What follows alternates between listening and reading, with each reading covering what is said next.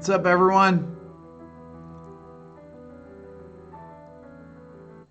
I always thought people knew the time. Should we do? There you go. What's happening, everyone? Hold on one second.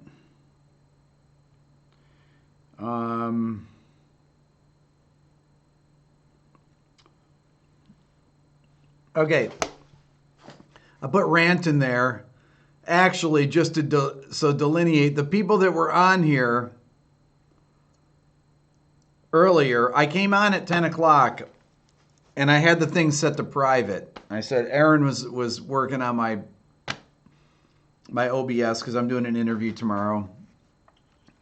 So my thing didn't go out, and then I put it on public, and then people just randomly checked. A few of you randomly checked and came on, and I said, I'm going to delete this stream and then restart again, which is good. My lighting looks pretty good tonight. Does my lighting look better than normal? Andrea, 4 a.m. there. Impressive. Are you waking up or going to bed? It looks normal now. Does this lighting look good?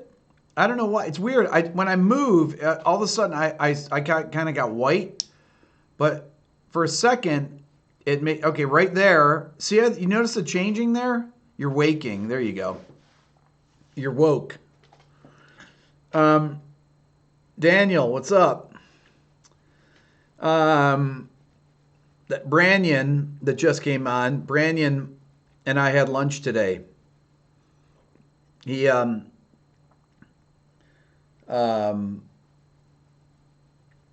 by the studio.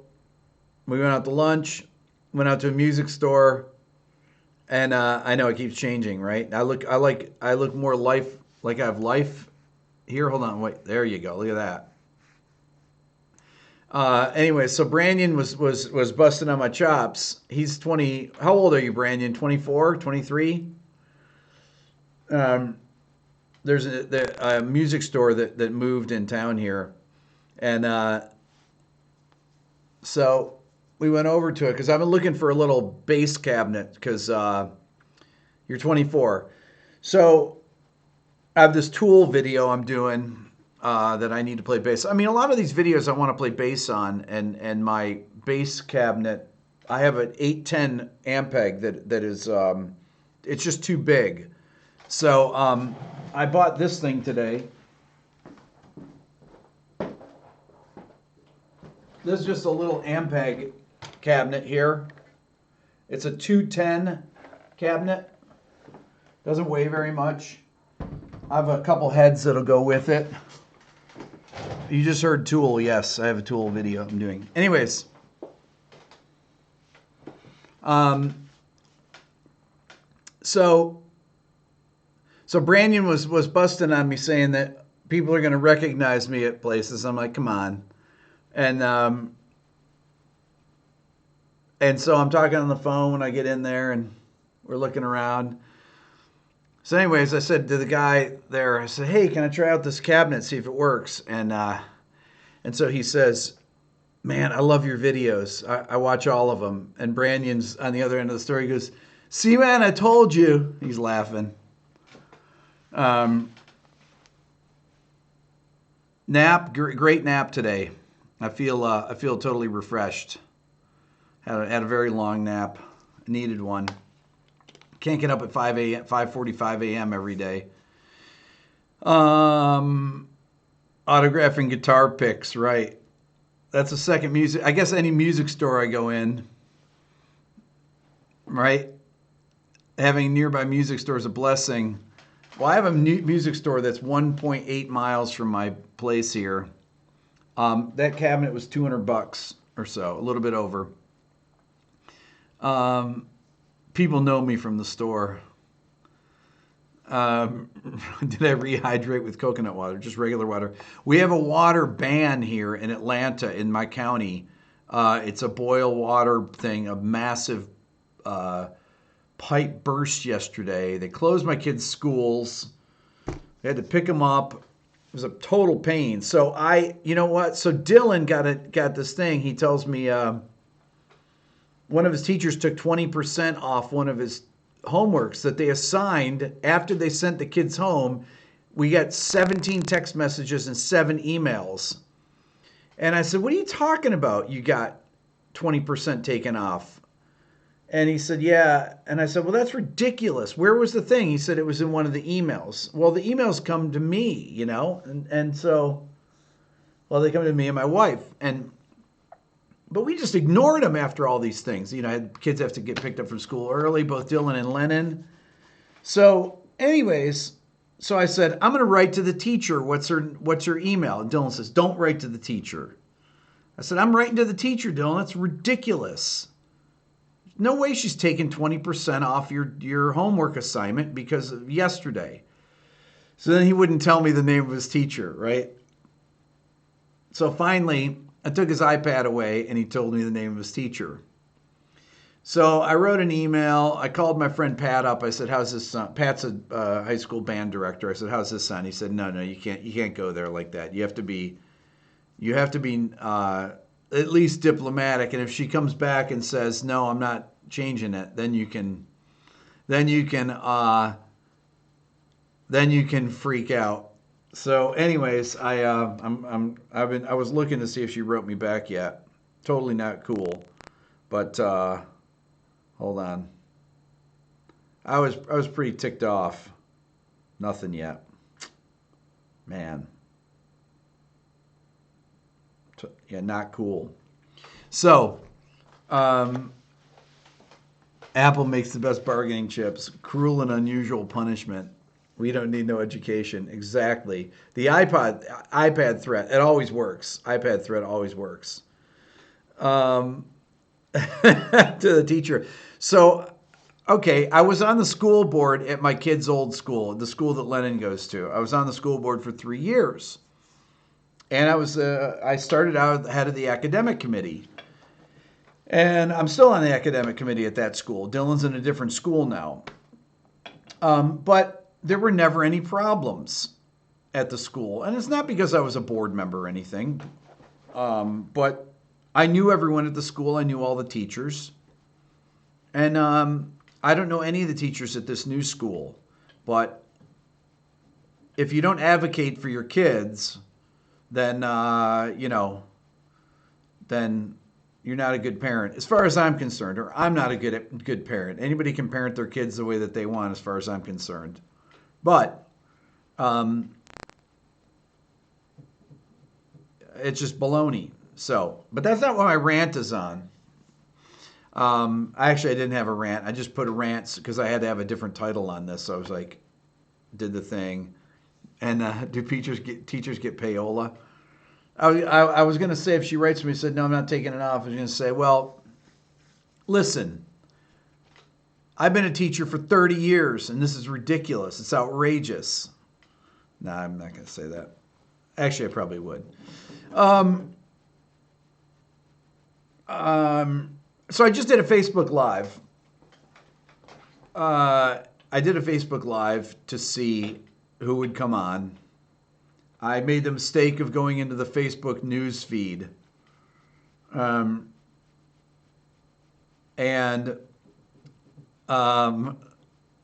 did she do? No, Brett, she didn't do anything. No, it's just whatever. You know how teachers are. Anyways, but if I get any trouble though, I'll definitely, I won't be as nice in the next email. Boom, the teacher. Eric, I saw that about Riles. I just talked about it on Facebook. So I go on Facebook, and there was about 80 people on or so. I haven't been on in a couple months or so. Renzo was there. Brett was there. I went on just for a short time, 20 minutes or so. But people on Facebook, there's people that were on Facebook that have no idea I have a YouTube channel. But they subscribe to my Facebook page. And I don't think that they realize that I never, ever, ever go on there. So, and I just think that musicians that are on Facebook only are just out to lunch. Come on, get with it, man. And it's really frustrating. It's just a complete waste. Okay, so we're going to talk about Riles here. Riles in Boston and Cambridge is closing. That's what I just heard when I was on Facebook. And for those of you that don't know Riles, it was the kind of place that people played. It was a small club. They had a downstairs and an upstairs. The upstairs held about 250 people. The downstairs held, I don't know, probably 150 people with tables. People would sit and eat. Downstairs, when I was in college, they always had piano trios. Upstairs, they had all different kinds of bands. I played there many times. Many times. So I saw some incredible shows there. And, it had been open since long before I was there. It's probably been open since the 70s. So they probably are selling it to tear it down and build something more expensive there. In Cambridge, yes. Should you unfriend me on Facebook, Jason? No, don't unfriend me on Facebook, but I just don't I don't go on Facebook. It's just so, I can't believe that people waste their time on there. I hate to say it. That musicians do and expect to get the word out about what they do. I mean, it doesn't go anywhere. If you have no, look, I've got, I don't know how many friends on Facebook, on my personal Facebook page, 50,000, and then 50,000 people that follow it. And then on my second channel, which is my artist page, I have 30,000 there or something like that. But when I put out a post, it doesn't go anywhere. So I've completely given up on Facebook, except for occasionally going there. Lots of friends, Peter. That's right. So I'm, I check messages on Facebook. That's it. I just go to the Messenger app. I don't go in the news feed. I did go into the news feed today. It's a complete waste of time. It's ridiculous. And there's no benefit to it. There's no benefit to it for not for musicians, not for anyone, honestly. Zuckerberg will use it against me when he runs in 2020. I brought him enough business, I'll tell you that. I've had, Dylan alone, 65 million views. My company Neural advertises on Facebook. On our, that's, and I don't want to do that. My partner wants to do it. But that's, whatever. We're going to talk about that. What are my top 5 favorite albums?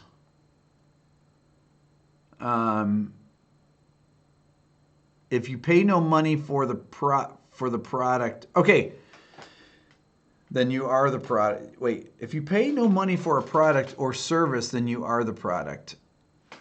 Rick, if I had to choose one of my YouTube viewers as VP, which one would it be? Probably Brett right now. Because I've kind of known Brett since 1986. So, and Brett's very, very knowledgeable. I think he'd be a great foreign policy. Wait a second, hold on. Been thinking about expertise. Tom Nichols' article, The Death of Expertise. You mean his book, not his article. How ignorance became a virtue. I follow Tom on Twitter, and he's got some. It's really tough. Beato Bottomley. See, that's what's good. It has a great ring to it too.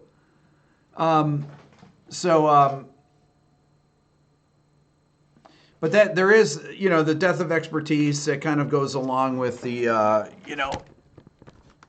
with with our low information culture. It's not anything. It's not. Sorry about that.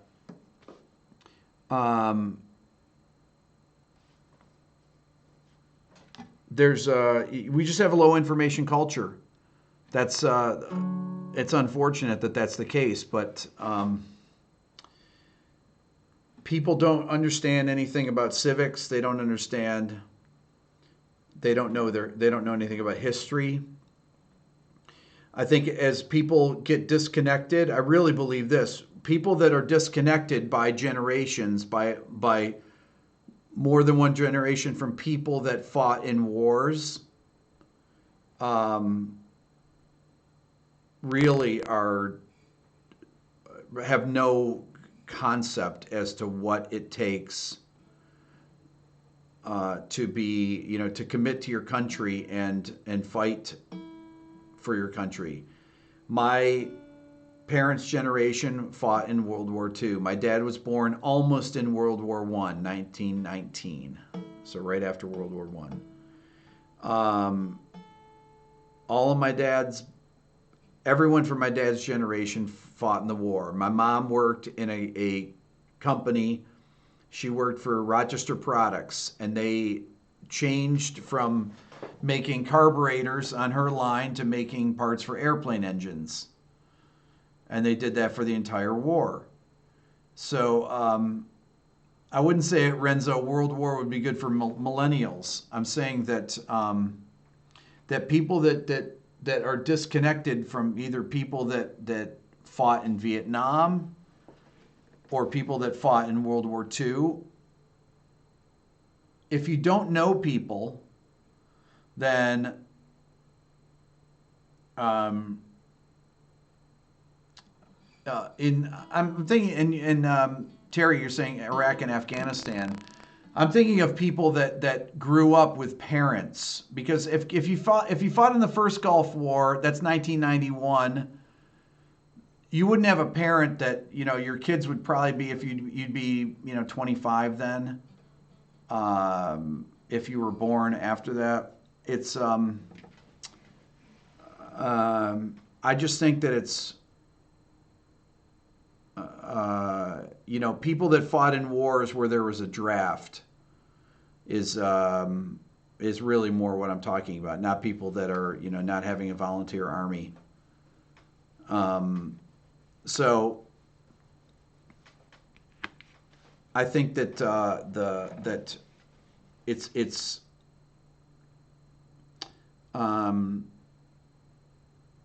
I think people get more engaged when things happen in society that have people that, when people have to sacrifice in families. I mean, the fact of the matter is that movie stars in World War II went to war. Jimmy Stewart, you name them, they all went to war.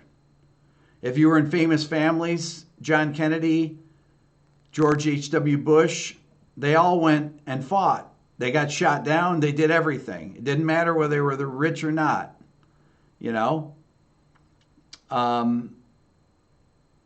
and having a draft, I think, focuses people. So Clark Gable, basketball players, baseball players, they all went and fought. Willie Mays, there you go. It was a shared sacrifice.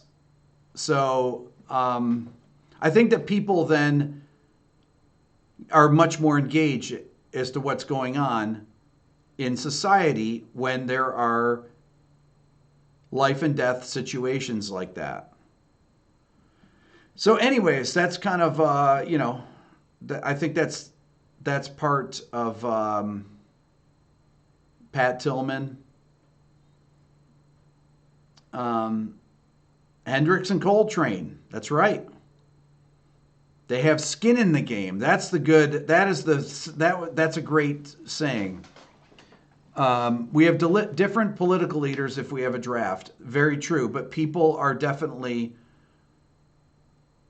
are more engaged in what's going on in society. I think it's difficult too that it's difficult. Elvis, there you go. I also believe that for me personally, seeing the sacrifice, for example, my godfather, okay, and godfather is an important thing to Sicilians, right? My godfather, my uncle Jim, fought in World War II. He was at Normandy, and I've mentioned this before. He had shell shock, as they called it, and he was in a VA hospital from 1945 or 46 till about 1960. And my dad used to go see him all the time. And when I was born, he moved in with my grandmother, Grandma Beato. And he ended up dying when he was 48 years old. He died in 1970. And he was the most kind-hearted man, never married, and he saw things that I could never imagine and never spoke of it. And I never forgot that, I never forgot that. He died of kidney failure when he was 48 years old, probably all the medication that they gave him at the time. So, anyways, that's something that has resonated with me my whole life. When I grew up, I said this to my kids yesterday. I knew a lot of people that were born in the 1800s. Okay, all my grandparents were born in the 1800s. When I was a kid, I knew so many people. I'd go over to Grandma Beato's house. They'd be playing cards, smoking and drinking all night. And Daniel, there you go. Your dad was in Vietnam. All the kids were affected by it. Exactly.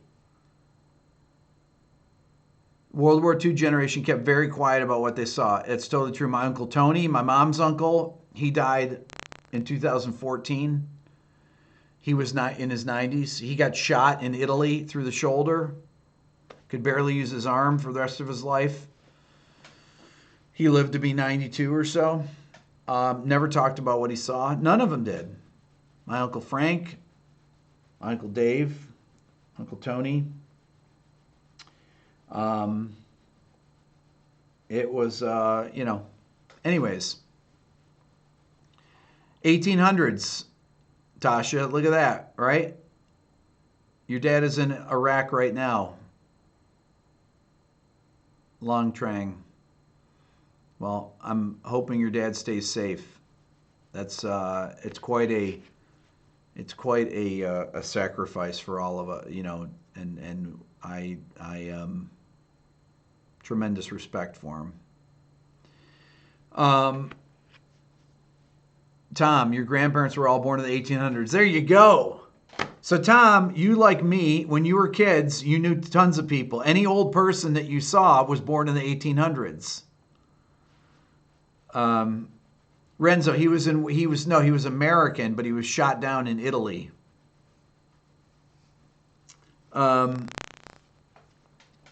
What's the best tune from the 1800s? Tune?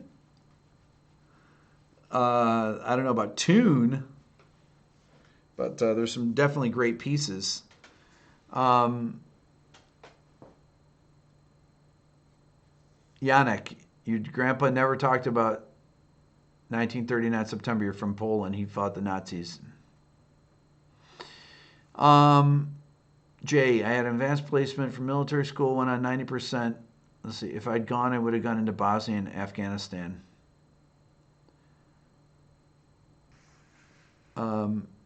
Your dad, Tom, your dad served in the Royal Air Force for 3 years, never uttered a word of gloom. It's amazing, right?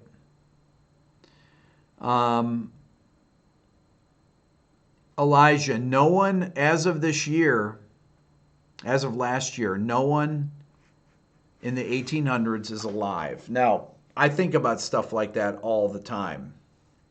I really do. I was telling the kids at dinner last night that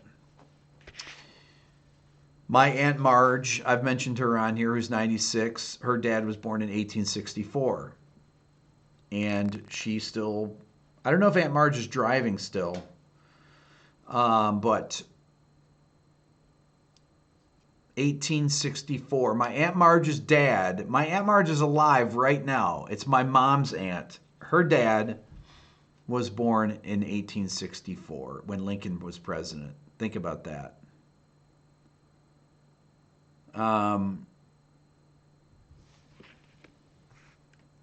When your dad died, when your friend's dad died, Craig, we found out that he was among the armada of ships when the Japanese signed the surrender and never mentioned it, right?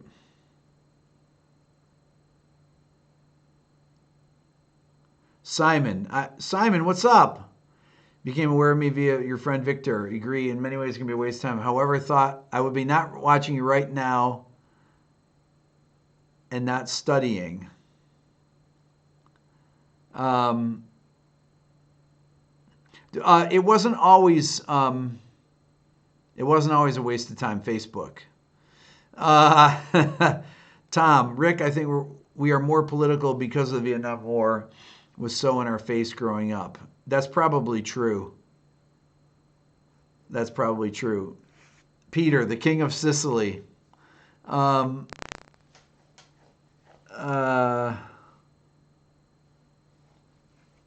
So many people think that the Civil War was long ago, but it wasn't. Yeah, I mean, look, my aunt who's still living, knew someone that was alive during the Civil War, her dad. So, David, your grandfather was born in 1924. He's 93, still alive. It's amazing. I'll never forget when I went to see my mom. I mentioned this a couple weeks ago. When I went to see my mom after she had her stroke in 2015, she was in a nursing home about 300 yards from the house that I grew up in. And it was on Veterans Day, and I went down, I was visiting my mom, and they had a gathering of all the veterans, and they down in the big banquet room, and they told stories of being in the ward, in the Great War, in World War II, and it was absolutely fascinating listening to them. I love this stuff. I love history. I mean,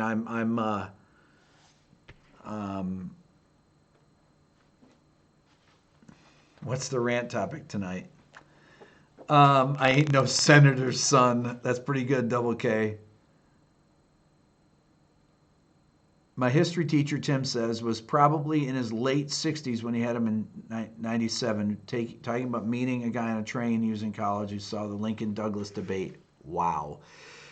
If you go on YouTube and look at they have a parade in the 1930s here in the United States, and it was the last veterans of the Civil War were marching in it.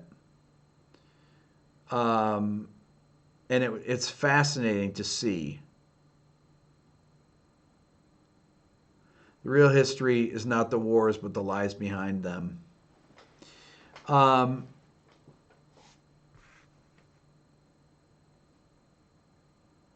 Ain't no senator's son.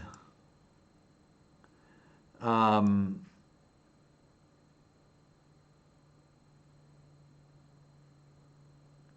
couple years ago, Parnelli. A couple years ago, I was talking to a lady that worked for Western Union, typing out telegrams, fun stuff. I thought about, I think about my dad, who was born, lived through was how old? 10 years old when the Depression hit. They didn't have, people still had horses back in the 20s in the small towns. I mean, there were cars and things, but my dad lived to see Um, Civil War veterans are honored Memorial Day parade in New York. That's what it was. Um, there's lots of evidence. Find it on YouTube. Come on, Tom. That's not true. That's not true.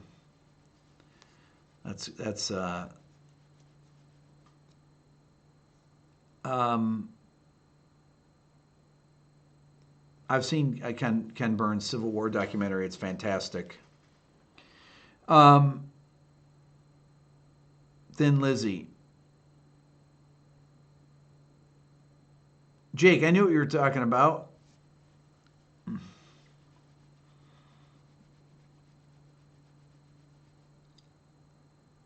Rick, just bought Glenn Gould well-tempered clavier. And great, right?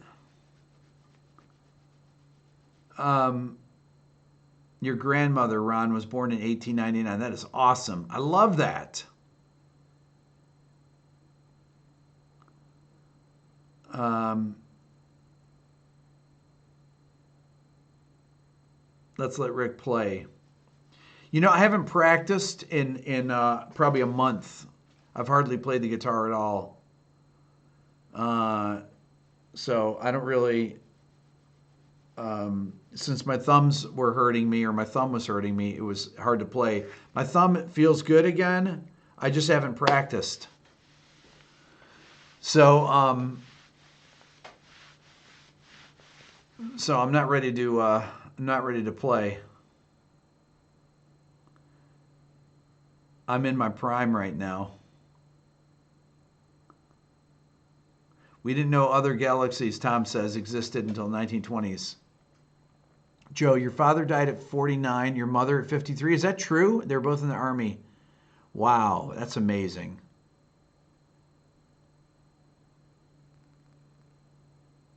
Wow, that's so great. So we have a new video coming out. I'm doing a video with um,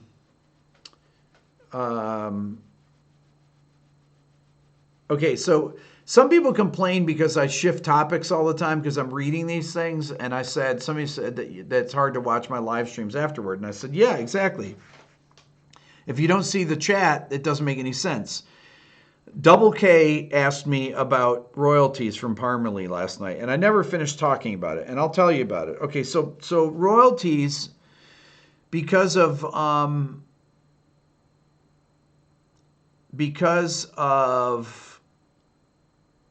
because records don't sell anymore. There's no. Hold on, you guys are distracting me. Don't type for a second, okay? Let me explain this. So the Parmalee song came out at the end of 2000. I'm going to cover up the chat window here for a minute. Don't type anything in the chat. I'm covering it up. I can't see it. The Parmalee song came out in February of 2013. February 4th was the release date. It hit number one on December 9th and December 16th of 2013. The fourth quarter was when it made the most money. In the fourth quarter, it had 581,000 views on terrestrial radio, and it had 37 million spins on the internet, including YouTube, Pandora, Spotify, any of the streaming services that were out at the time. The song at the time, there was in the second quarter or the third quarter, you get paid every quarter for BMI. So U.S. sales, Joe, that is for the album. The single sales are over 1 million. So the album sold 91,000. But the single sold over 1 million. So 1 million downloads. I've got the plaque right there to commemorate 1 million. I think that's what it says on it. Over 1 million sales. Yeah. Here.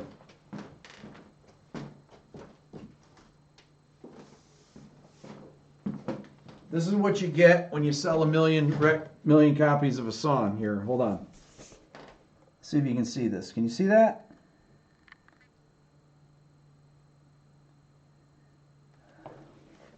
So, that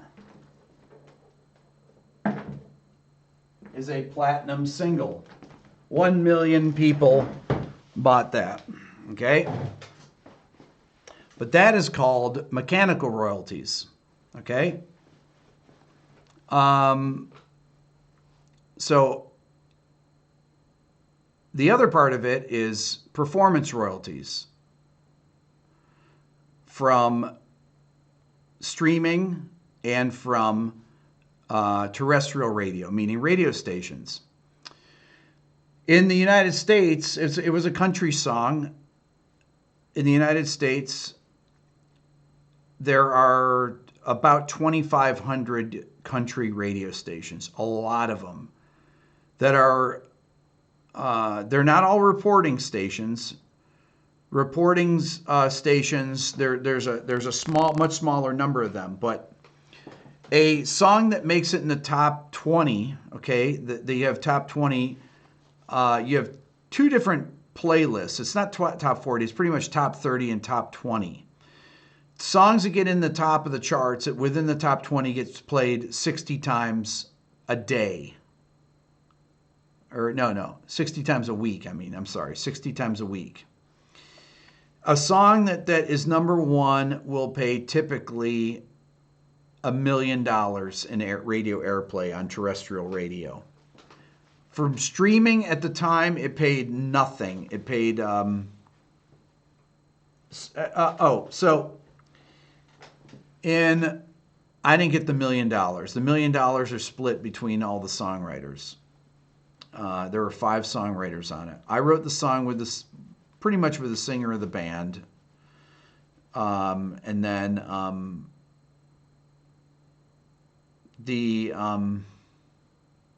wrote the song with Matt mainly, and then he asked me if we'd split the publishing with all the guys, and I said, yeah, of course. That's typically how you do it in country music anyways. You don't ever, if you're in on it, even if you don't write anything and you're just sitting there, any of the country sessions that I've done, write a word, get a third, you don't even have to write a word. You just have to be there. So we split it between 5 people. And in the second quarter, since the single started getting played in February, by the time the summer came around, it was there was probably about, I don't know, 50 grand that we split, something like that. But we ended up splitting, through the main money-making thing of the thing. It was about $1 million, split 5 ways.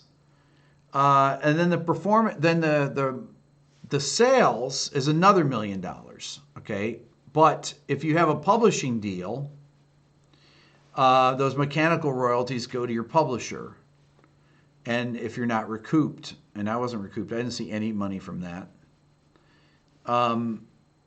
So afterwards, so you get paid 4 times a year through BMI. That's who I'm with, or ASCAP. And the checks just keep going down, and they're hardly anything. It's almost nothing now.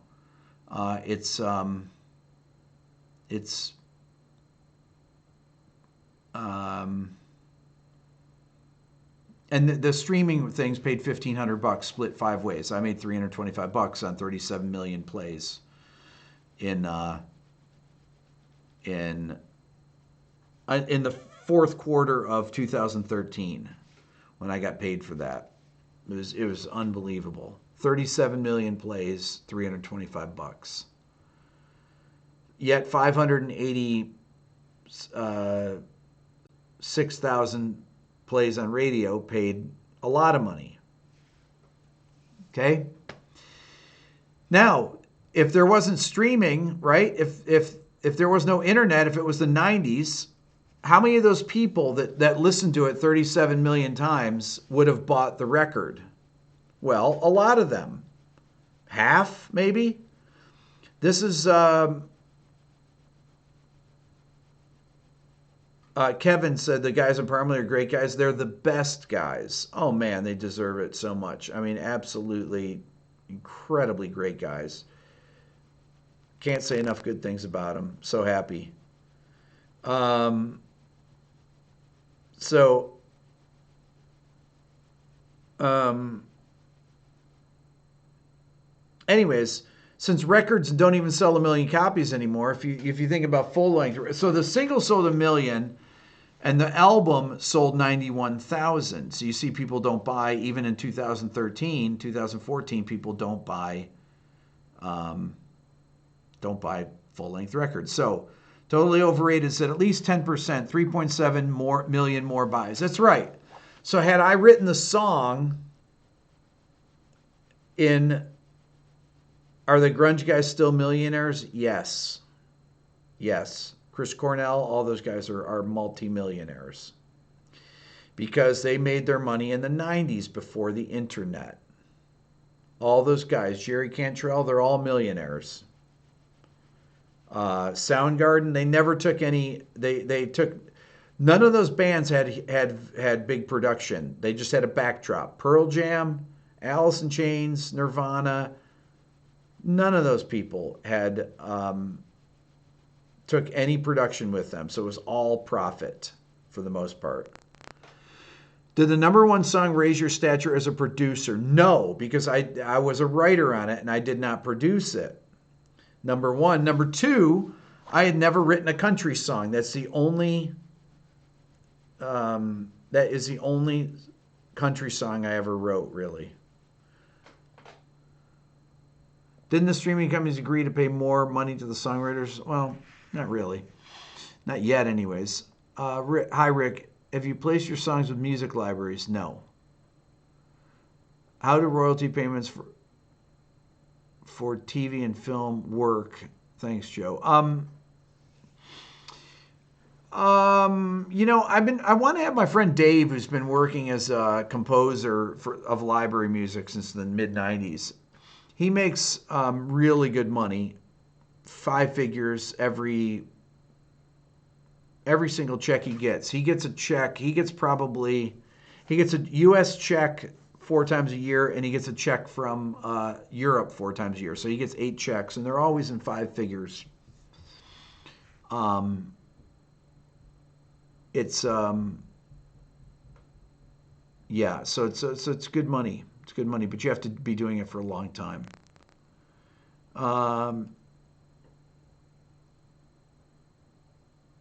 Let's see here. Bon Jovi made $1 trillion. He made a lot, hundreds of millions. I met Bon Jovi one time at a studio in LA. I actually got offered to produce a couple tracks for Bon Jovi in 2005. They had fired their producer, and I flew out and met with him and Richie Sambora, believe it or not. I went with Desmond Child, who I was working with at the time, and I couldn't get out of this project that I was working on to do it.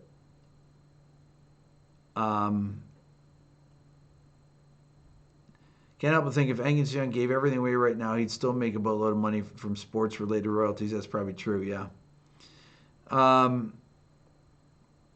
If you write a hit song today, it's different. Well, you make money. You still make money from radio airplay, Roberta, but you don't sell anything. So the money from mechanical royalties, I mean, you have to sell a lot to make money from it. But I mean, nobody sells that many. Taylor Swift can barely eke out 1 million records. Rick, the Royals news makes me sad. I know I can never go back again, but I heard so many great shows there. I know. I've got so many shows. I've got so many cassettes of great shows. Rick, when are you going to write your own wiki page? Oh, who was working on my wiki page for me that I never got back to? God, I'm so bad about that. One of you was writing, and I forget now. I don't have a wiki page. It's pretty funny, right? What's the last project I produced? Joe asked. Well, I guess you could say the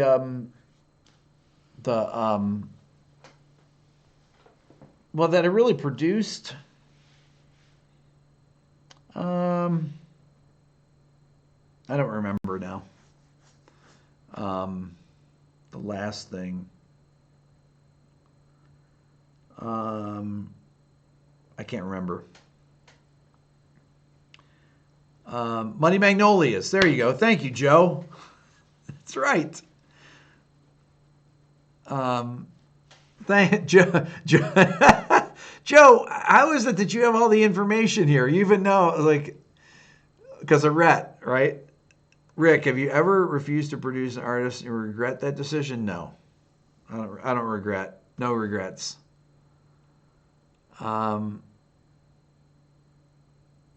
Broken people. There you go.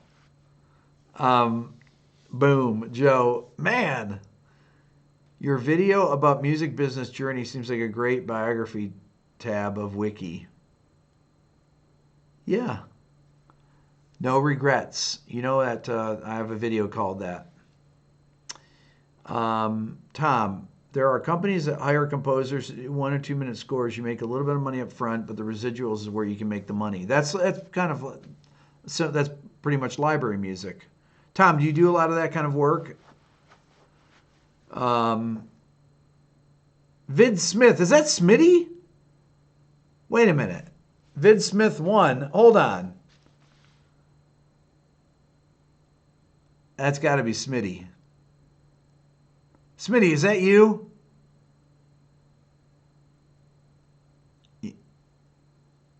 I think. Oh, man. Oh. Okay, everybody. It's got to be Smitty. Play the archtop. No, I'm way out of practice, Smitty. I can't play right now. Okay, so that Vid Smith, everyone.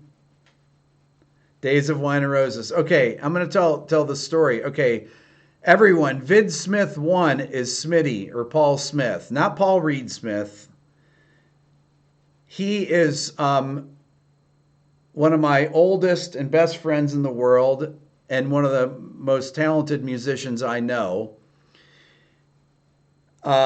We were roommates sophomore year of college, and that was it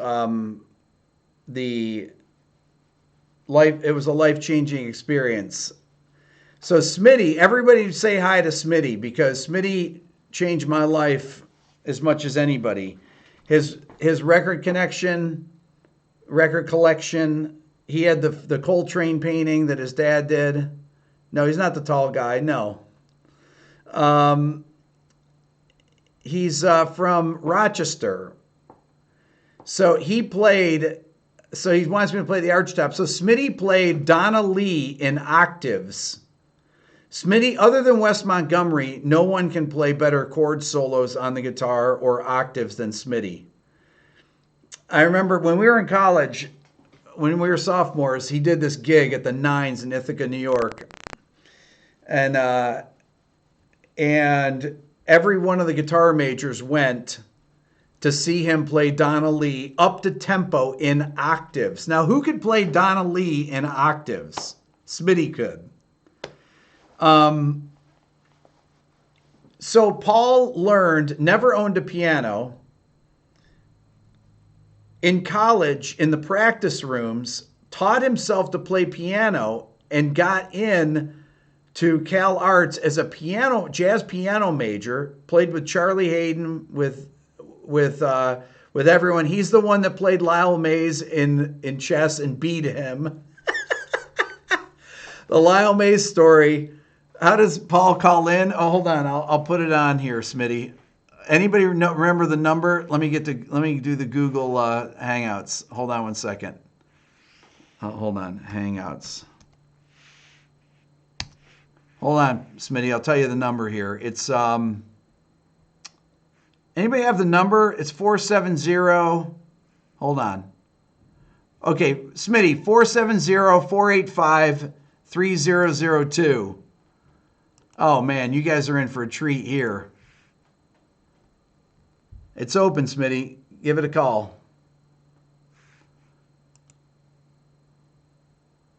470-485-3002. Wow. Call the phone. Call from your phone to my Google Hangouts and everyone will hear you.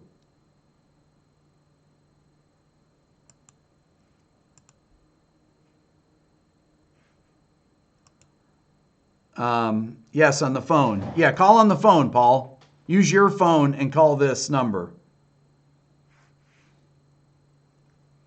470-485-3002.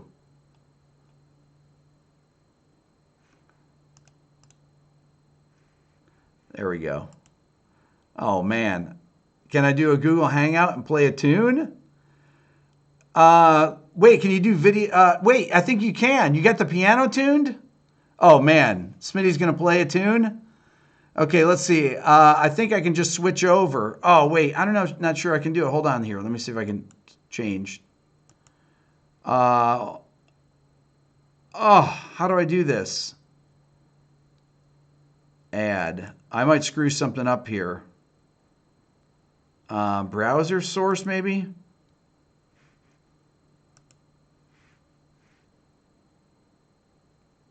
No, hold on, cancel. No, I don't know how to do it, Smitty.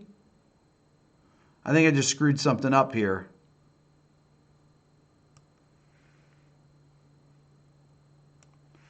Paul, I don't know how to do it.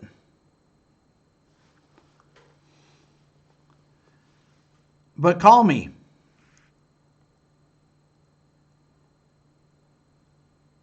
Call in. Speakerphone. Here we go. They'll hear you on this.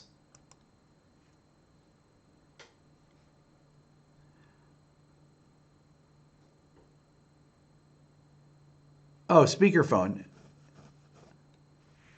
Hold on.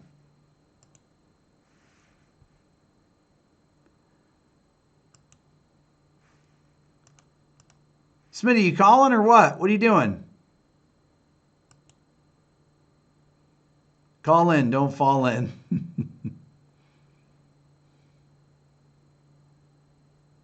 Oh, man. Where is he?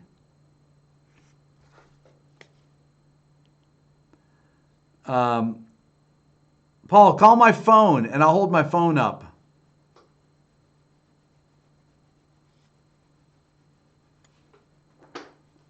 No, it's Paul. Says not available? What? Hold on. Google Hangouts?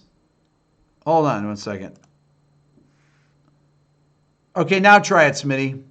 It wasn't open. Should work now.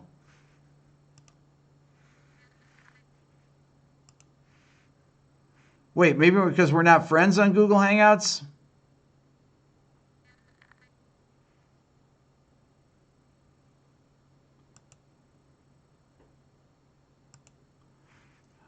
Man, I don't know how this stuff works.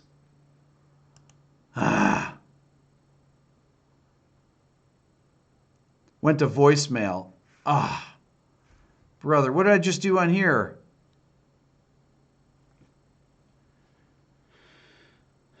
Hangouts here. Hold on. Why is it that I got that it missed? Oh, Smitty, call my it's ringing. Call my just call his number. Oh. Let's see here. Hold on. I'm going to call your number, Smitty.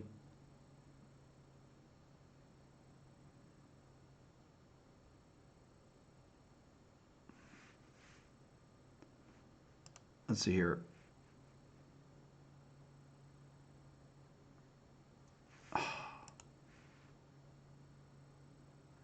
Oh, come on.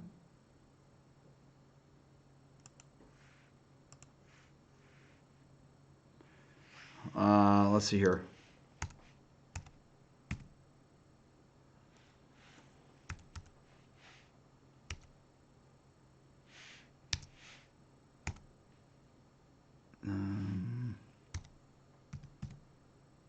See if this works, Smitty. Wait, I screwed it up. That's not the right number. What did I do wrong?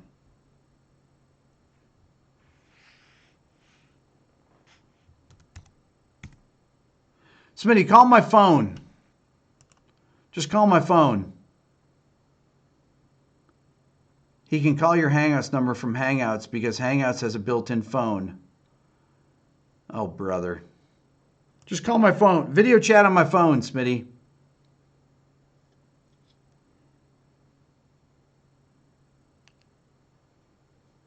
I'm not sure why my... Oh, here we go. Smitty, you there? Yes.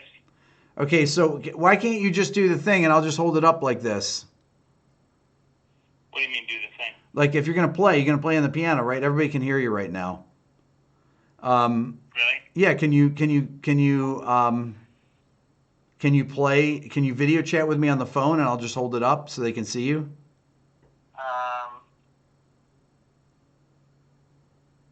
Or are you not set up for I don't that? know. Should I do that? So I don't have. What if I do? Shoot. It's so confusing, right? I assume the average age of your audience is younger than us, and they're like, why can't these two old farts figure this It's out? pretty much, yes. They're wondering why we can't. They're wondering why we can't figure this out. Yes, they're all the chat thing is going crazy here. They're thinking, man, these guys are out to lunch. No, but seriously, there's got to be a better method than you holding the phone in front of the screen. Of course, there's a better method, but I just can't figure it out. Well, can't I just do like Google Hangout to your my computer? Yeah, to my Gmail, right? Yeah, let's see here. Okay. This is what two old guys sound like, okay? This is me and Smitty. Yeah. Now, mind you, Smitty and I used to go and play. When I was teaching at Ithaca College, Paul and I were living there, and we would go play this baseball game at this video arcade for about 2 hours a day with a quarter. We'd spend a quarter, and we would play every single day. It's like listening to their mom. This is hilarious, Paul. Okay, yeah. Wait. So you're gonna try and call my Google Hangouts right now? I'm gonna try something, Rick. Just hang on a minute. Paul is actually an expert in technology. Let's kill some airtime here with some humorous anecdote. Okay. And of course, I don't want to be publishing all your email addresses here. So. Well, they know my Gmail, my Rick Beato 1 at Gmail. They know that. Okay. So I can I video that one? Let's see. I think so. Yeah. I think you can Google Hangout that one. Oh, here we go. Here we go. Wait, should I hang up the phone? Yeah, hang up the phone. Okay. We figured it out. Oh, okay. There's Smitty, everyone. Hold on. Smitty, talk. Wait, do I have it turned down or something? Can you talk, Smitty? I can't hear you. Oh, hold on. This is just like couple. Are you muted or something? Oh, hold on. Enable cam. Oh, I never do this. Enable camera access. Hold on, Paul. Man, this is ridiculous. Hangouts. Here we go.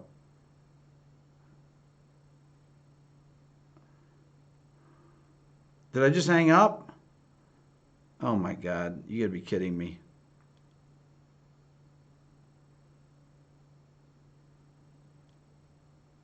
Smitty, where's Aaron when we need him? I need a shot of Geritol, that's right.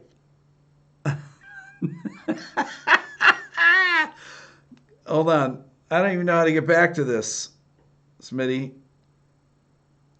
How do you usually call me?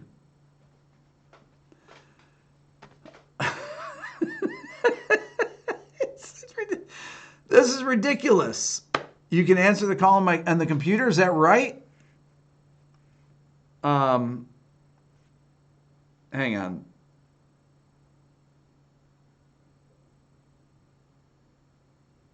Um,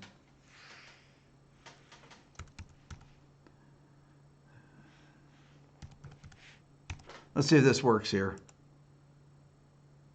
I'm trying it here. Is everybody here? Can everybody hear The me? number you have reached is not in service. This is a recording. The Oh my number you have God. reached is not in service. This is a recording. Oh, this is like a joke. The number you have reached is not in service. Okay, I This get is it. a recording. How do I hang that The up? number you have reached is not in service. This is a recording. The number you have reached is Oh my not in God. service. This is a recording. I even turned off The Google number you Hangouts. have reached is not in service. There we go. This is a Better than Looney recording. Tunes. The number you This have reached this is not a in joke, service. right? This I is a can't even recording. find the. I'm looking The at number you have myself. reached is not in service. Smitty, This are you is a there? Have you recording. been there the whole time? The number you have reached is not in service. This is a recording. The number you have reached is not in service. This is a recording. The number you have reached is not in service. This is a recording. Okay. The number you have reached is Yeah, not exactly. in Turn service. on your radio, Smitty. This is a Come recording. on. The number you have reached is not in service. Okay, give us. This is a recording. Okay, so this is Paul. The number you have everybody. reached Hold on. is not in service. This is a recording. The number you have reached Why is is not it in so, service. let me This fix is the a light on recording. this. Let me fix the light on this, Paul. The number you have reached is not in service. This Hold is on. a recording. The number you have reached is not in service. I don't know. This is a recording. I can't figure it out, Smitty. Wait, we can hear Google Hangouts still? Is that true? No, you can't, can you? I turned down Google Hangouts. Okay. I turned it down. Is it gone now? The number you've reached? It's still going through Google Hangouts. That's still the number that you've reached. I couldn't figure out how to turn it off, Paul. Hold on. Can I pause this for a second? Oh, I got the phone upside down. Hold on 1 second. No wonder. I'm trying to. Hold on. Okay. Oh, here we go. Here we go. Okay.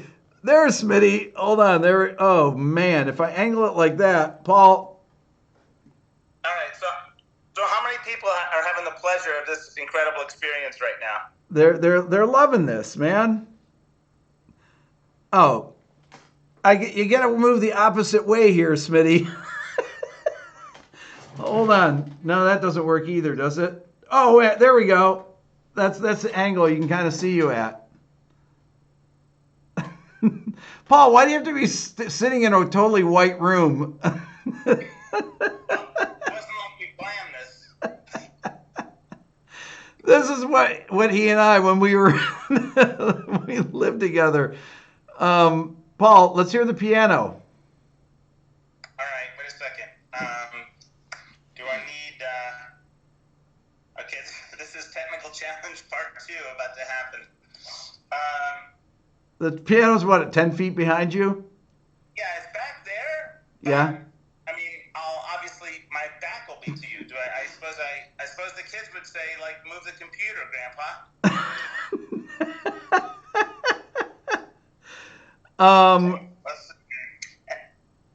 Can you move it? All right. I'm trying. All right, so I heard a little reference to, well, this room, I wasn't really ready for the video, so some of the infamous records, there's some right here. Oh, yeah. Many. Paul has the best record collection. He's got all the good stuff. Okay, here's a so I assume we have some kind of international audience of some sort? Yeah, of course, yeah. Okay, so can you see this poster right here? I guess it's a bad glare. You see that Mingus poster? Mingus, right yeah. Yeah. That was one of the epic musical events of the 80s. We'll just leave it at that. If there's anybody from Cal Arts, you were probably not born yet when that concert took place. Somebody just said you're really thin, Smitty. It must be an optical illusion.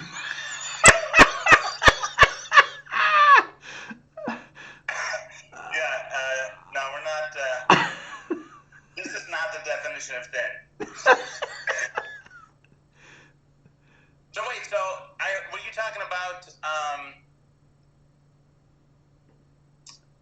Maybe give us a little Stella or something, Smitty. Oh yeah, of course. I don't know. Is this going to be too loud or distorted? You tell me. Let's hear it. Ooh. Ah. The computer's right on top of the piano. Yeah, so it's kind of distorting a little bit. Ah. Hang on. I got a music stand here. Wait a minute. YouTube, somebody just said, John just said, YouTube makes you 10 pounds lighter. Yeah. Had I known that, I would have been doing this a long time ago. Oh, that's a good shot, Paul. Hey, look at that. Okay, here we go. Is this better? Yes.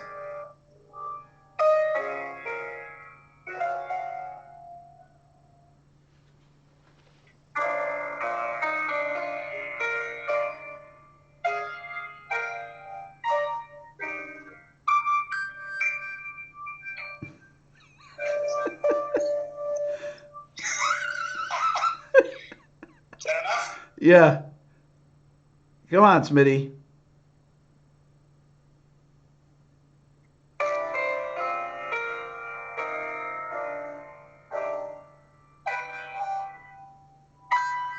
These people don't know these tunes. That's all right. Right?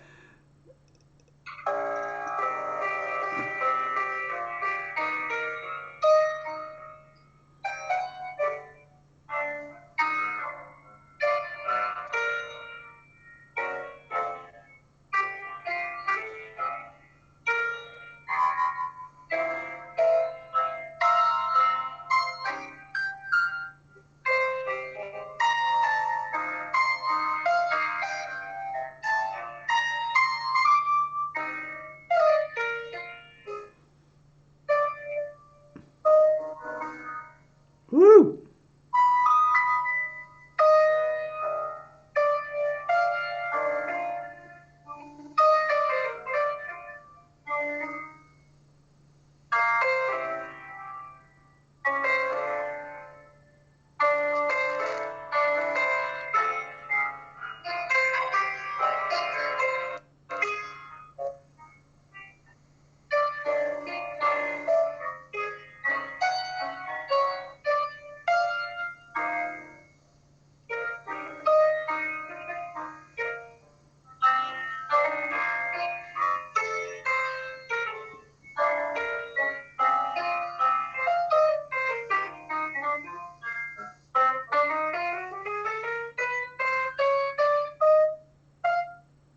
Yeah.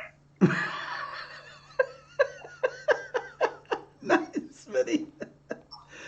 Oh, man. Paul, piano sounds great. Not a concert or anything. No. So I've been telling Paul that he should start his own YouTube channel. And so I wish this was clear here, Smitty here. Oh, there we go. And I said I told him people would watch your YouTube channel. So So should I be seeing something now, Rick? Because I'd like to see some symbols leaning on the wall. what do you mean? So the screen that I'm seeing is like, I don't know, behind you? Oh, you're seeing. Oh, you're seeing. I'm pointing you towards the towards my computer monitor. That's what you're seeing. Okay. So it looks kind of weird, right? So I'm not watching the stream because there's a delay. Got it. Well, anyways, if you did get on the stream and just talked on the phone, then we could talk. I tried that and you didn't answer. Oh, I know. Okay, so wait, people want to. There's some questions here for Smitty. Somebody said, "How did you get the name Smitty?" So his dad was called Smitty. Obviously, this person's from another country that's asking this question. Oh yeah, so Smitty, people that his last name is Smith, and that's a very common nickname for anyone named Smitty or named Smith is Smitty. And his dad was they called his dad Smitty, so I called him Smitty.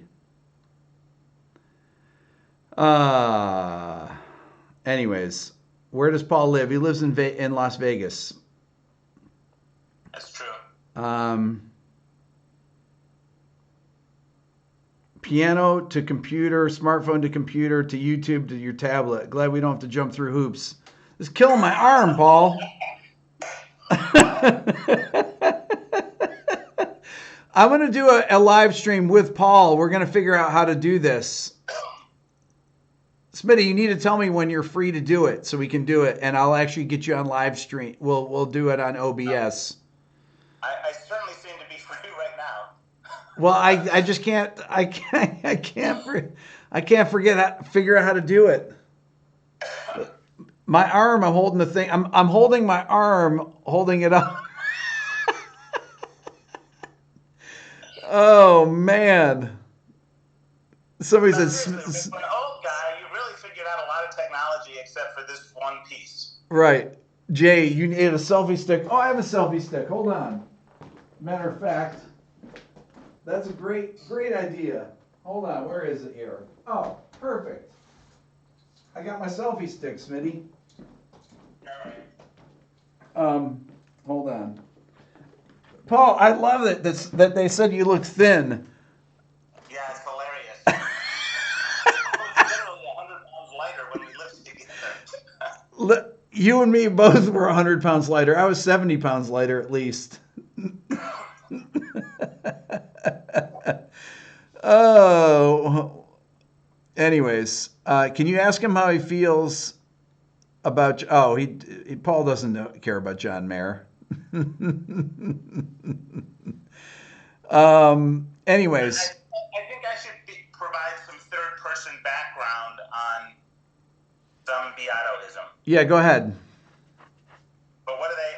So I don't know what what is the urban legends or whatever that needs some witness testimony. Paul, they hear me. Oh, tell a story about my parents, meeting my parents. Okay, so actually, the first time I went to Rick's house, and I'm sorry, I can't tell how many people I'm talking to, so it's kind of strange. About 150. You did the Toto video a couple weeks ago, right? Yeah. So the first time I heard that record was at Rick's house in Fairport, New York. What did we figure out, Rick? 82, 83, something like that? Yeah. So I had met Rick at Ithaca College, and I was a jazz snob, and I thought he was like some bizarre. Paul thought I was rich because I was from. Rick lived in the suburbs. I lived in the suburbs, and Paul's from the city, and so he thought that I was rich, like all the other people we went to school with, until he came to my house. And so he said, "You got to listen to something." So he played me some Joe Pass Virtuoso, which of course I already knew. And that's why I wanted you to play that guitar that you were just showing there. What is that guitar? It's an Eastman guitar. It's kind of hard to play. I have to have it set up. Well, yeah.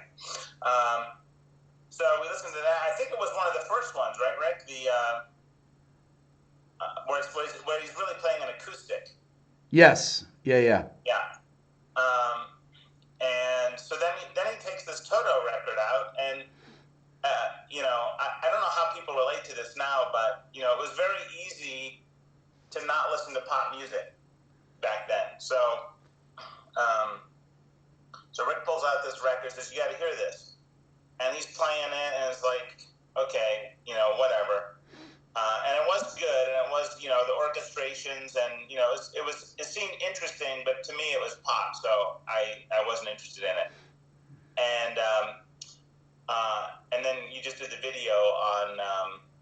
Did you do it on Roseanne? Rosanna. Yeah. Yeah. But what's the other tune with the ballad? Oh, that's the one with James Newton Howard did the arrangement on. Yeah. So that was a good one. So anyway, I don't know what the point of that story was. We're old. We're forgetting things. So that's the first time I went to your house, and so I met your dad. and your mom. Your mom was making pizzelles. Pizzelles they're an Italian. It's not really a cookie. It's almost like a flattened waffle. Yes. Like it's a crunchy waffle. Very Italian. It's paper thin. Yeah. And the good ones are anise. It's amazing. So then Rick and I lived together, and I know the story you want me to tell about the. So I mean, I don't know if kids are still like this now, but I mean, we were young, and one day we were living in Ithaca, which was about 2 hours from Rick's house, and we said, "Hey." I think it was a Saturday, and it was winter, and so if you know anything about upstate New York, there's the Great Lakes, there's lake effect snow. It can be like blizzard in an instant. But we went to school like 2 hours south, so it was like a perfectly gorgeous day, and we're like, hey, let's go to House of Guitars, and I said, okay. And so does House of Guitars still exist, Rick? Yes, it does. Seriously? Yeah, it does. It does. Okay. So, and also back then, before all information and products were online, you actually went to these stores and hung out and talked to musicians and looked at records and looked at new instruments. And I can't remember, did we want to buy a guitar or an amp? No, we didn't have any money. Smitty, we didn't have any money. We just was window shopping. Yeah, so basically we were going to get in the car, drive 2 hours, go look at the music store, not buy anything, and then go back to Rick's, probably get some lunch at Rick's house. Yeah, we were going to go to my parents and eat. Yeah. It was kind of an elaborate plan to get a free lunch. Right. So, I don't even remember going to House of Guitars, but I know we did. But by the time we get to Rochester, it is a flat-out blizzard. Oh, yeah. Horrible. It is a whiteout. I mean, if you've never driven in snow, you can't even imagine. You can't see 2 feet in front of you. But we were raised like that, so we were not used to it, but it wasn't frightening to drive in. It was just, oh, here's some snow. But it was actually, in retrospect, very, very dangerous. Kids out there, stay home. Yeah, so anyway, so we went to House of Guitars. So we made a pit stop. The blizzard had started. We stopped to see Rick's parents.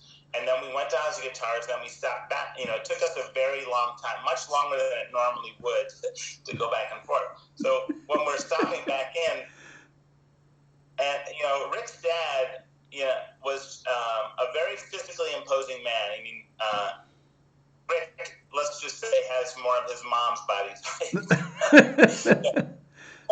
So Rick's dad was quite huge, at least at the time. He seemed like a giant. And he would sit in the corner of the living room, and he would clearly be listening and enjoying if we were playing Joe Pass or Oscar Peterson. You could tell he was digging it. You could also tell by his body language when he wasn't with something. So in this blizzard, so we sit down, and Mom was feeding us something to eat, and maybe we were a little traumatized from skidding all over the roads and stuff. Rick's dad just comes in and he looks at us and he said, "Trip was absolutely necessary." Talks out. So that was his way of saying. So we always say, I suppose this trip was. Idiots doing. Yeah, I suppose this trip was really necessary, and. That was it. We never forgot that, though. Yeah. But I mean, there was. I guess it really wasn't necessary, but to us, that's a funny story anyway. So one time, Paul had this car that remember when you were trying to fix your headlights or whatever? What? Paul had this car that had these kind of cockeyed headlights on it. So it was a 1979 green Honda Civic. And I don't think you would recognize it as a vehicle today. So it was a very lightweight, thin, small car. And again, I mean, it's weird how old this is, right, Rick? Because there's not even bumpers now. No. So, you probably don't know what a real bumper of a car is. So there's, like Rick said, I think The bump. You got an accident. The bumper was hanging off. Yeah, and so the bumper would be like the front of the car, like this, and this is the body of the car, and it was kind of like droopy, and the headlights were off. And are you thinking of the story where we drove into the wall. I convinced Paul to drive into the wall to try and straighten the bumper out into this cement wall. Yeah, that worked pretty well. So we were at the loading dock at Ithaca College Theater Department, and so we drove up. We drove the car. We didn't it wasn't like a simulation, like slam into the wall. We very carefully drove until the bumper was right against the cement wall, and then I just kept going until we heard enough creaks where we thought, okay, that's probably a little better. And it was. Oh man! Really can't be. This is really not interesting, is it? I find it interesting, Smitty. Anyways, did the front end fall off? No, it actually fixed it. No, because it was hanging, and then when we pressed it in, it went closer to the body. I mean, it wasn't like good as new or anything. It just wasn't falling off. You know, when I remember I had my Civic also, and I backed out of the studio. I never told this story, but I backed out of the studio down in Philly right after I got my car, and I tore my bumper halfway off. And I was so mad. There's this piece of styrofoam in there, and I just stuffed it back in and kicked it with my foot. And then I got home, and I got what's it called? I got this glue, and I glued the bumper back on because I didn't have any money to fix it. My car was only about a month old or so, and about once a year I'd have to re-glue it. But those were the good old days. Yeah. Anyways, but Paul beat Lyle Mays in chess. I told that story. And Smitty, you still remember the moves of the game? I don't remember all of them, but I remember the first several. Yeah, I have it written down somewhere. Lyle was a good chess player though, right? He was better than average. He obviously had studied a little bit. Okay. Sandbagged him a little bit. you sandbagged him, you said? Yeah, it was a little bit of a setup. So I played Paul in blindfold chess. Me and another one of our friends played him, and he sat in the next room, and we called out the moves to him, and he's playing both of two games blindfolded at the same time. He's just sitting on his bed, I call out a move to him. He goes, Rick, you don't want to do that. I was like, what? He's like, no, you don't want to move there. Then he beat me on the next move, checkmated me. So I beat both of us. Paul's a hustler. Paul, what was your chess rating back then? What's the highest your chess rating was? It wasn't that high. Maybe 1900. 1900. Not that high. Well, not Magnus Carlsen, but. No, exactly. And nowadays, again, pre-computers, we didn't have computers to study with, so we actually had to use books and think and stuff. Yeah. Oh, brother. All right, Smitty, I'm going to go here. I'm going to, Jay says that's pretty high. 1900 is pretty high. Paul is a super memorizer. We talk about super memorizer, Smitty. Oh, really? Yeah. What does that mean? Just that you have a great memory. Like, remember tunes, remember chess moves. I can't remember any tunes now. Don't ask. Come on. I really only remember the chord changes to Stella, Green Dolphin Street, a couple others. Didn't do a set without music. Oh, Smitty, come on. You serious? Yeah. Well, I'm going to set it up with, I'm going to set it up where Paul, we figure out how to do this live and Paul comes on here and you guys can see him and we'll get the sound together. How's that sound, Smitty?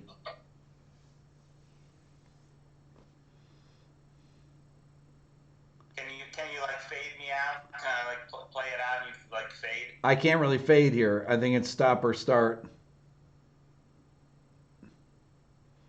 You're breaking up, Rick. All right, Paul. I'll talk, okay?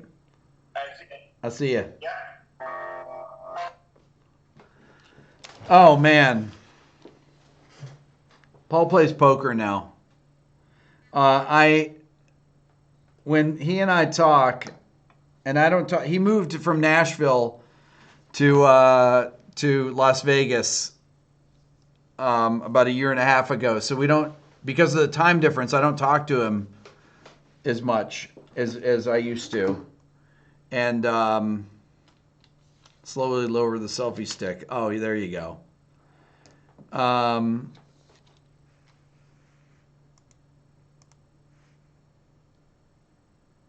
What's my chess rating? Oh man, I don't have a chess rating. I'm not a. What's his Paul works in the healthcare industry now, but he has a master's degree in jazz piano from Cal Arts and an undergrad degree in jazz guitar. So he taught himself to play piano without a lesson in 3 years, well enough to get in as a jazz piano player. And he played with Charlie Hayden, he played with everybody out of Cal Arts. Anyways, if you'd like to make a call, he's a phenomenal player. He doesn't play very often. He's been out in L.A. He'd been out in L.A. for 2 years, and he just got his piano tuned for the first time. So, anyways, he's an incredibly great player. So, all right, I'm gonna go. This has been great. Thank you, everyone. We'll see you.